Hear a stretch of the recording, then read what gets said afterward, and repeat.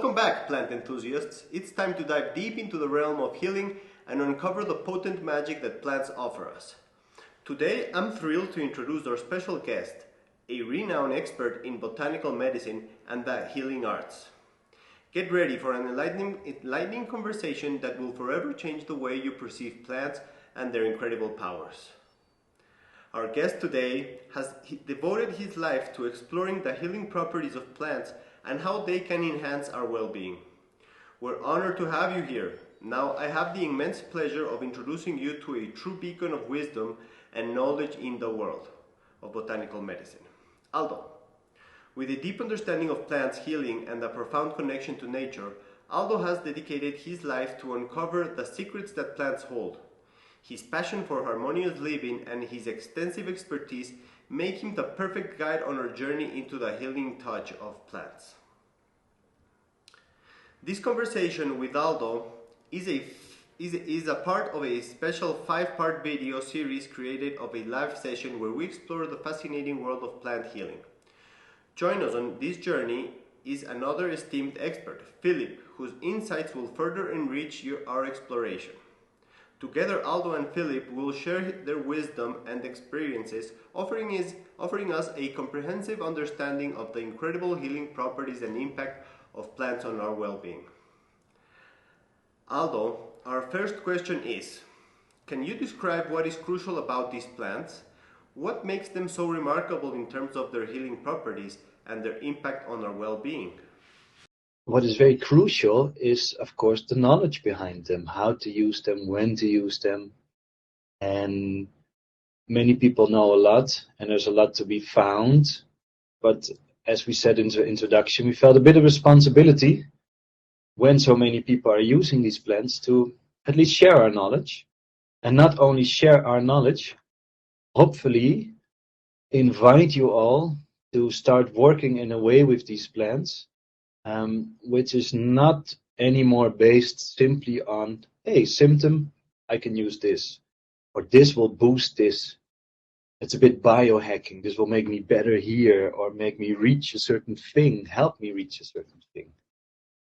What we would like to invite you to is combine a bit the traditional way people used to work with these plants, how they learn from the plants, how they listen to them, and slowly trying to invite you to learn to speak the language of the plants themselves, which surpasses traditional knowledge. It surpasses scientific insights. It becomes a bit of an art. It becomes a relationship of you with this plant spirit.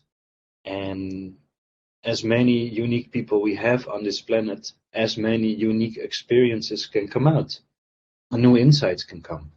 And we really hope to open up a new era where we are using much more of these plants, but also share this information, the insights, when to use it, when not to use it, when better choose another one. There's a huge gap in this knowledge. We try to close this gap. We try to integrate these plants into a modern society by seeing what active molecules we find and what they do, and trying to make sense of everything, which is fantastic. It's fantastic we have this knowledge which we have in the West and can enrich the traditional knowledge even more, get even more insights. The risk there is that we might try to simplify the effects of these plants. Plant is much more than the sum of all its active components. Just like it's very hard to describe a human character, like mine, Philip's, or Andres, or any of you, by just explaining the amount of neurotransmitters, the amount of hormones. Hey, he has so much serotonin, must be a happy guy. Well, I see a lot of cortisol, must be a stressy dude. Maybe not hang out with him or her, which makes sense a little bit, but also not. You cannot describe a character like that. The same goes for the plants. Even the traditional knowledge that is surpassed is still a bit of the intellect. Oh, they use this plant for that. They use this to reach that. And there is so much more. There are so many more senses that can aid in the understanding and the process of such a plant, that it would be a bit a shame if we only use these two things and not listen to our own instinct and our own wisdom. It was only about around 1950 that modern medicine actually really started to take hold. There was some before, but there was still a lot of plants being used all over the world.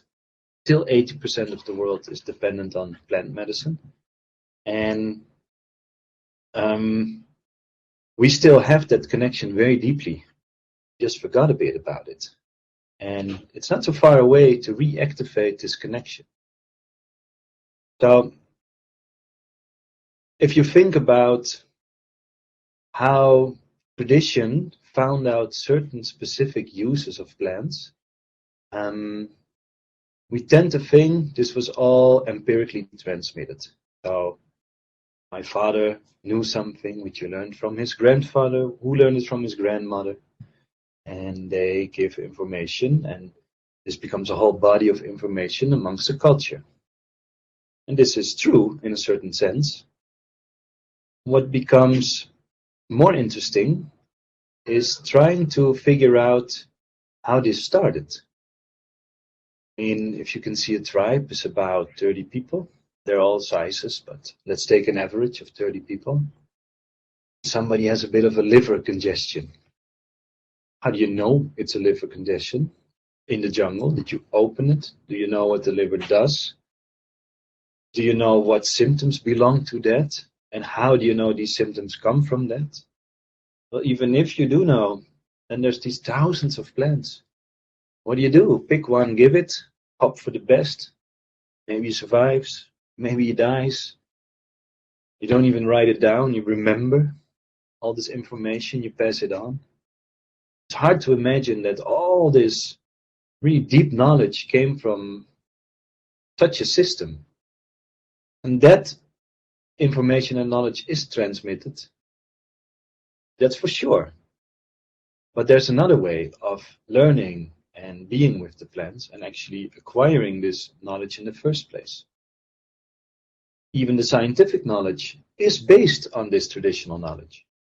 We rarely just take random plants and see the effect on a certain symptom. We research many traditional tribes, see their use, look at it, and then from there see if we can mimic that in another more scientific situation. And if that's then the case, then we start looking, what part of it did that? Is this the active part or this? And what we see many, many times, that when we think we find an active part, and we give that on its own, it doesn't do anything anymore. Sometimes it does, but most of the time it doesn't. Or it has more side effects, or it creates a dependency, or it needed this molecule to make the other one more active. And that is when we start to reduce the plant to, hey, it's just this thing having that effect, but that's what we use it for. So what I'm trying to say is even the scientific insights come from another form of insight. And that form of insight cannot only be explained by empirical transition of all this information. Also the people themselves say, yeah, well, I learned this from him and this from her, but this is my insight. And now it gets interesting. How did they get to these insights? And how can we get to these same insights? Well, there are many techniques they use, but one important thing to realize is that many of these people are at least as intelligent as us. They maybe had a different education or very little education as we see education, but all that mind power is used for their environment, for the plants, for the trees, for the animals. We use that all for your text. Red light means stop. Oh, I have to go to school, pick up the kids, go to work, finish this assignment, this and that. the amount of information that's in our mind, which for a big part we need to survive in the concrete jungle, then there's also a lot we don't really need. Parts from media, some might be handy, but a lot is maybe superfluous, sorry. The people around us, but also the foods we take. So when somebody in the jungle wants to learn more about a plant, he or she goes into a dieta, which means they restrict from a lot of foods, first of all. And why do they do this? Well, everything has an effect on you. From some things we know very clearly, cup of coffee makes you excited. Lighter things like a chamomile tea maybe makes you relax. And drinking a green tea makes me a bit more sharp, a bit more energetic. But it's even more fine. Did you put ginger in your food? Very heating, it's very exciting. It can create a lot of energy. For people that are anxious, it can be too strong. They maybe don't need the ginger. So everything does something to you. Everything that you consume kind of wants your attention. It pulls your body into a certain direction. It creates a certain physiological effect. So if you take too many strong plants, let's say coffee, beer, which also contains hops, that makes you kind of sedated. Maybe other things you take, maybe other plants, maybe cannabis, but maybe it's a lot of spicy foods even. It becomes very hard, especially in the lifestyle we have in the West, to then clearly sense and feel what a certain plant is doing to us. It's hard for us. It was even hard for the people in the jungle. They knew this. So even there, they go into a dieta. It means they avoid, well, all plants that have a very strong psychological effect, but also spicy herbs. But also they isolate themselves many times from the rest of the tribe, which is for us very hard. Phones and social media, people, relationships. But we can try. We can try to, when we start working with a plant, be a bit aware of what else we consume, what else we do. There's not a strict rule, you cannot do this or cannot do that. It can be kind of strict in the jungle.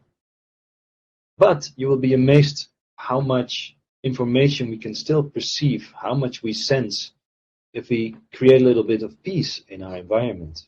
Another reason I live in Switzerland. I used to live in Amsterdam. It's near impossible to do that. Here it's difficult, but it's possible. But we can all do it. So instead of trying to give you now a lot of information, I'm trying to share with you a framework and a way of working, way of thinking. So besides the dieta in food, try also to minimalize, for example, meat. Nothing per se bad about it, although this is a whole discussion, as seen from the dieta point of view. It is the fact that the closer an entity is to us, whether it's a